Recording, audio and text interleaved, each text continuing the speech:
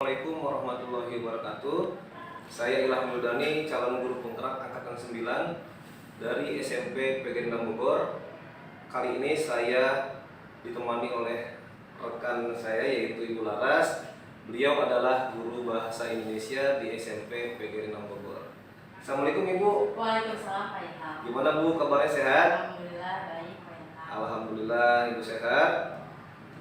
Hari ini kita adakan percakapan ya Bu, percakapan praobservasi sebelum nanti saya amati jalannya proses pembelajaran yang Ibu lakukan di kelas, atau sebelumnya saya melakukan proses supervisi kelas.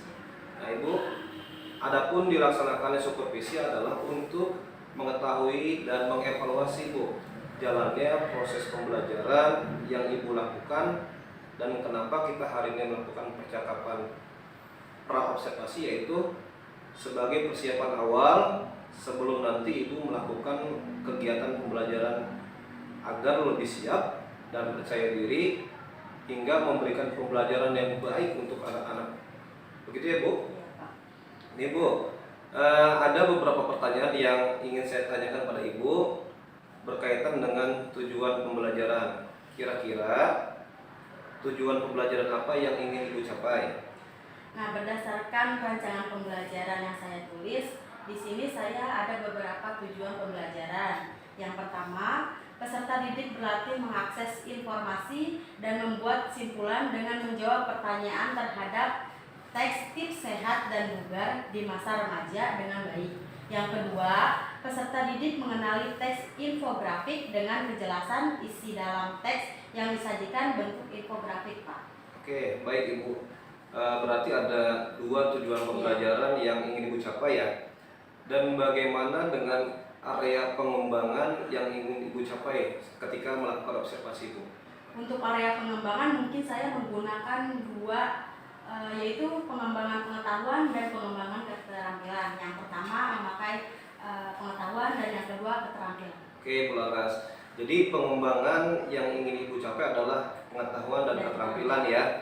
Ibu punten, saya ingin mendengar nih Bu, bagaimana rancangan pembelajaran yang ingin Ibu terapkan di dalam kelas, mungkin dari strategi pembelajarannya, model pembelajarannya, ataupun dari metode pembelajarannya. Baik Pak Ilham, untuk strategi yang saya gunakan adalah pembelajaran berdiferensiasi berdasarkan kesiapan belajar siswa yang diintegrasikan dengan pembelajaran sosial dan emosional. Kemudian saya akan melakukan kegiatan kelompok sesuai dengan kemampuan, keterampilan, dan keaktifan siswa yang baik. Dan model pembelajaran yang saya gunakan adalah berbasis masalah atau PBL. Untuk metode saya menggunakan diskusi kelompok, tanya jawab, dan penugasan. Oke, baik Bu Laras. Jadi rencana yang akan Ibu terapkan dalam kelas itu menggunakan strategi pembelajaran berdiferensiasi yang diintegrasikan dengan pembelajaran sosial emosional ya Bu ya, menggunakan model pembelajaran PBL tadi yang berbasis masalah dan juga dengan metode diskusi kelompok, tanya jawab, dan penugasan ya Bu. Baik Ibu, jadi tadi sudah kita bicara soal model pembelajaran, strategi ya. Bagaimana dengan media pembelajaran yang ingin Ibu gunakan di dalam kelas nantinya? Nah, untuk media pembelajaran saya menggunakan beragam teks contoh prosedur, kemudian LKPD, PowerPoint, proyektor, dan laptop, Pak. Oke Bu Laras, kira-kira kapan nih Bu kita melakukan kegiatan pembelajaran tersebut? Misalnya di hari apa, di kelas berapa, dan di jam berapa? Kebetulan saya ada jadwal di hari Selasa jam ke-4 dan ke-5 di kelas 7B, Pak. Oke baik Bu Laras, nanti berarti di hari Selasa ya. Insya Allah nanti hari Selasa saya akan datang ke kelas Ibu. Saya akan melakukan supervisi kelas. Saya akan melihat dan mencatat hal-hal apa saja yang terjadi ketika pembelajaran itu di kelas. Nanti setelah Ibu lakukan kegiatan observasi atau kegiatan pembelajaran di dalam kelas, kita akan melakukan percakapan terakhir ya Bu, yaitu percakapan pasca observasi yang nanti akan didampingi oleh pengajar praktik dari guru penggerak. Sebelum kita akhiri, apa yang Ibu dapatkan dari hasil percakapan kita ini, Bu?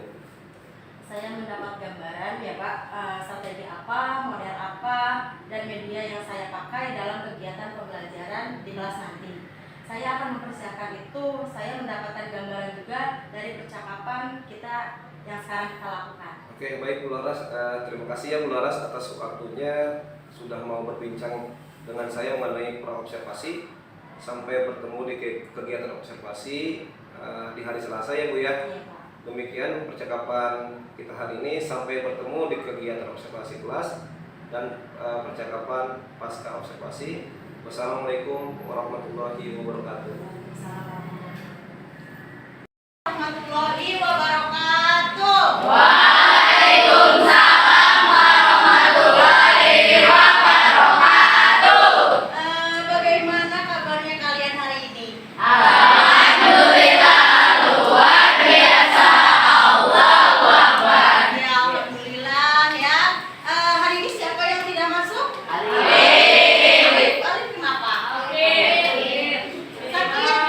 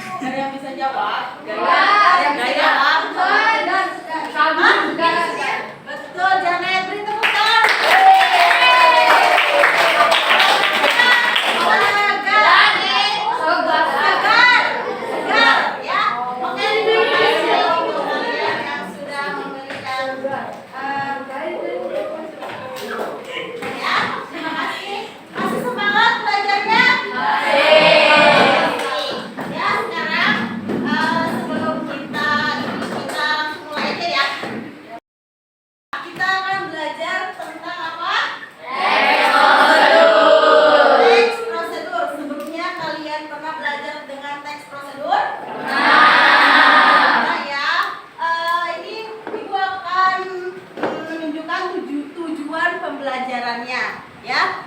Yang pertama, siswa dapat memahami pengertian teks prosedur. Yang kedua, siswa dapat memahami tujuan teks prosedur. Yang ketiga, siswa dapat memahami ciri-ciri teks prosedur dan siswa dapat memahami jenis-jenis teks prosedur. Ya, kita mulai. Yang pertama, apa sih teks prosedur itu? Ada yang tahu? Teks prosedur, ada yang tahu? Jelas. Hah? Jelas. Teks apa? Jelas. Yang berisikan tentang Cara. betul. Langkah-langkah, ya betul Hazla. Ya, jadi teks prosedur itu adalah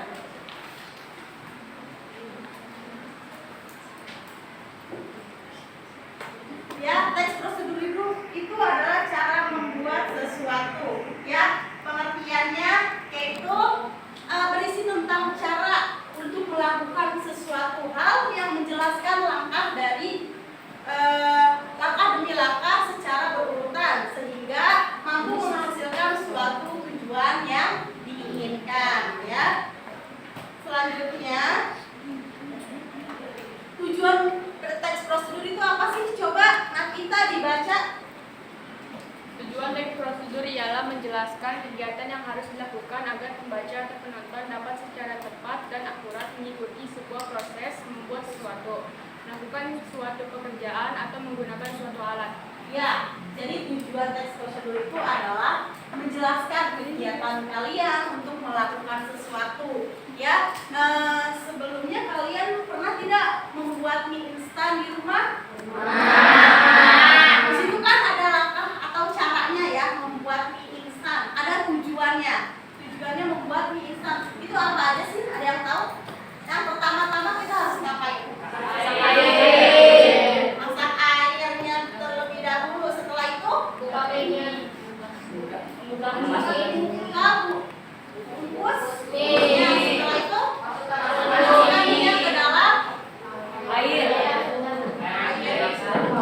sudah didinginkan atau dimasak. Setelah itu apa lagi? Membuka bumbunya, dimasukkan ke dalam piring. Setelah itu ditiriskan mie-nya dan dituangkan ke dalam piring. Setelah itu dimakan, ya. Ini ciri-ciri teks prosedur.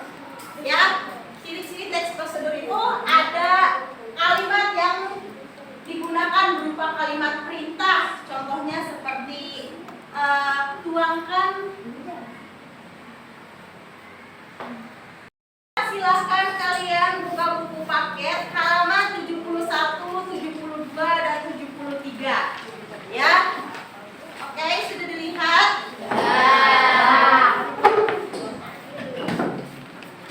Sekarang Ibu mau kalian berkelompok, ya. Berkelompok. Ini satu kelompok, ini satu kelompok, satu kelompok, satu kelompok, satu kelompok, satu kelompok, satu kelompok. Berarti ada berapa kelompok? 1, 2, 3, 4, 5, 6, 7 ya, ada 7 kelompok, ya. Ada 7 kelompok mengerjakan tugas yang diperintahkan oleh buku tersebut. Ya. Di situ ada tips sehat dan bugar pada masa remaja. Ya, silahkan diskusikan oleh kelompok kalian tentang tips sehat dan bugar pada masa remaja. Ya, silahkan dikerjakan. Jawabannya harus kayak di buku. Ya, harus sesuai sama yang di buku, ya.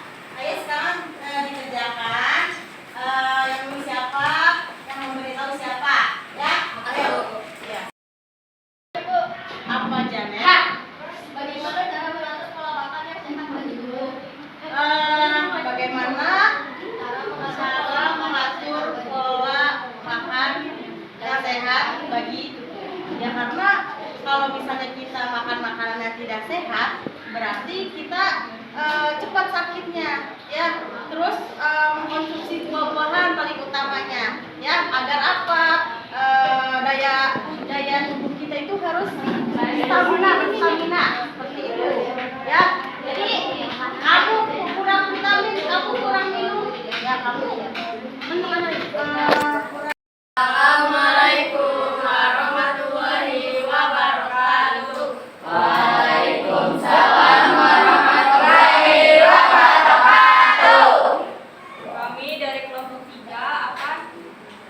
menjelaskan halaman 73 di buku Bahasa Indonesia.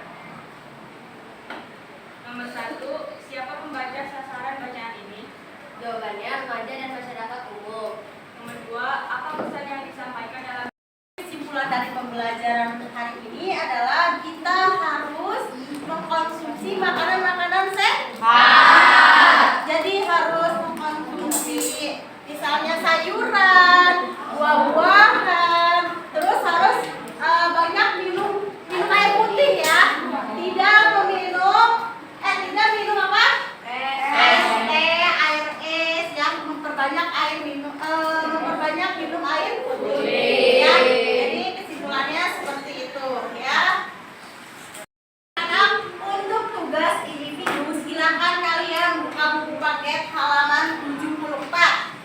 Nah, di situ kan ada infografik ya. Di situ ada pertanyaannya 1 sampai 3. Silakan isi halaman 75 ya. Silakan dibuka buku paketnya. Oke, dikerjakan ya sekarang. Tugasnya sudah selesai? Sudah. Oke, baik. Sekarang dikumpulkan dan diputar kasih nilai ya. Oke, anak-anak, untuk pembelajaran selanjutnya kita akan mempelajari struktur dan kaidah kebahasaan teks ya. Oke, pembelajaran selesai. Kita berdoa terlebih dahulu ya.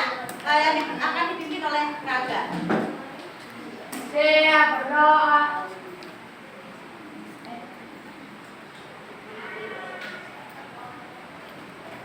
Selesai berdoa pun salam. Assalamualaikum warahmatullahi wabarakatuh. Assalamualaikum warahmatullahi wabarakatuh.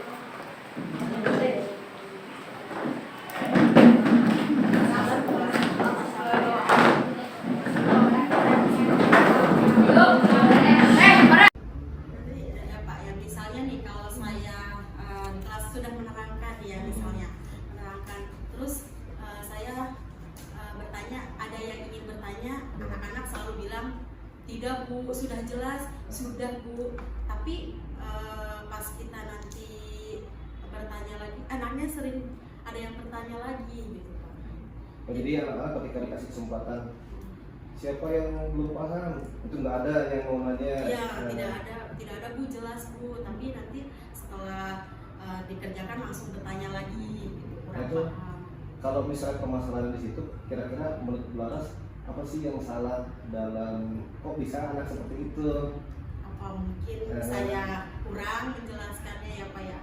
Nggak tahu juga, tapi saya diusahakan sedetail mungkin menjelaskan, tapi anak-anak katanya paham, tapi pas udah anak-anak mengerjakan langsung bilang bertanya lagi seperti itu. Jadi Bu Laras sudah melakukan apa yang sudah Bu Laras rencanakan, Sudah sesuai. bahwa Bu Laras tadi kan sudah sudah maksimal nih menjelaskannya, tapi kok anak-anak Tidak ada yang nggak paham. iya. Nah, saya mau bertanya ke Bu Laras ya, punten. Dalam Bu Laras mengajar di kelas, Bu Laras menggunakan media-media pembelajaran tertentu gak yang memang sekiranya membuat anak tuh wah lebih antusias gitu? Mungkin kurang ya, cuman hanya memakai media pembelajaran PowerPoint dan seperti itu saja Pak. Kadang kita bisa main games kayak gitu di awal pembelajaran, kadang di pertengahan pembelajaran, kadang anak-anaknya lebih suka main games seperti itu. Jadi sebetulnya juga Bu Laras sudah berusaha ya, mulai dari penggunaan media pembelajaran, mulai dari speaking untuk tidak membuat anak lebih bosan. Kira-kira Bu Laras dari apa yang sudah dilakukan sama Bu Laras, apakah Bu Laras di awal pembelajaran itu sudah menanyakan kepada anak bahwa gaya belajar apa yang kalian inginkan? Ya itu sih salahnya saya ya Pak ya. Mungkin saya tidak bertanya maunya kalian itu apa. Kalau misalkan saya belajar di situ, saya mengajar di situ. Jadi kurang sih. Jadi namanya di kelas pasti kita selalu mengalami kendala Bu Laras Iya. ya. Apakah memang antusias. Kalau kita udah nyiapin dengan matang nih media pembelajarannya, RPP sudah sesuai segala macam, tapi kok anak kurang antusias. Tadi yang luputnya bahwa kita nggak tahu karena anak kan sifatnya berbeda-beda. Yang tadi Ibu katakan, tadi kan ada masih siswa yang suka belajar dengan anak pembaras yang itu loh, yang lihat secara langsung gambarnya secara visual berarti kan, auditorinya dengan kinestetiknya. Nah kira-kira kalau misalnya tadi Bu Laras sudah, oh ternyata solusinya seperti ini, apa yang mau Bu Laras lakukan ke depannya? Mungkin saya bertanya dulu kepada anak ya Pak, mau gaya seperti apa yang Ibu akan diajarkan ke kalian seperti itu. Jadi nggak monoton gitu Pak, jadi nggak gitu-gitu aja, mungkin seperti itu kali ya Pak. Jadi Bu Laras nanti ke depannya akan bukan mengelompokkan sih Bu ya, tapi pengen tahu aja gaya belajar anak tuh. Oh ternyata si A dia lebih suka visual, berarti menggunakan PowerPoint dan gambar. Si B suka pakai auditory, berarti harus ada PowerPoint dan ada suaranya juga. Kalau kinestetik berarti dia cenderung yang suka bergerak, belajar berarti dengan game si Bu Laras ya. Oke Bu Laras, itu udah luar biasa banget menurut saya. Bu Laras sudah menemukan solusi yang sekarang sedang Bu Laras rasakan. Yang mudah-mudahan apa yang sudah Bu Laras pikirkan, kira-kira Bu Laras ketika Bu Laras tahu solusinya, kapan hal itu akan Bu Laras lakukan nanti? Mungkin secepatnya ya Pak ya. Insya Allah saya akan mengajarkan itu di lain waktu anak-anak, mungkin secepatnya Pak. Ya, oke Bu Laras, mudah-mudahan apa yang Bu Laras rencanakan itu dapat terrealisasi dengan baik. Bu Laras bisa apa ya, membuat siswa itu nyaman belajar dengan Bu Laras. Bu Laras juga tidak merasa aduh kok anak-anak nggak ngerti ya belajarnya. Jadi mudah-mudahan nanti ke depannya kita juga bisa menyesuaikan media apa yang memang cocok pada setiap anak. Yang Bu Laras, mudah-mudahan nanti Bu Laras ke depannya bisa merealisasikan itu. Saya juga pengen denger nih ketika Bu Laras nanti sudah melakukan hal itu, Bu Laras ke saya lagi, kita ngobrol lagi. Karena saya juga pengen tahu perkembangan Bu Laras. Bu Laras pun bisa Bu Laras juga bisa masuk ke kelas saya nanti ketika saya mau ngajar. Jadi kita saling aja dalam pembelajaran itu, kita harus saling bertanya dengan rekan sejawat dengan proses seperti ini, karena saya yakin kita juga butuh masukan, kita butuh solusi, kita butuh sama-sama memecahkan masalah. Baik Bu Laras, terima kasih ya. Iya Bapak, terima kasih ya Pak solusinya. Semoga secepatnya saya dilaksanakan. Ya Bu Laras, sama-sama dengan senang hati saya menerima rekan sejawat yang memang mau curhat atau mau ngobrol seperti ini.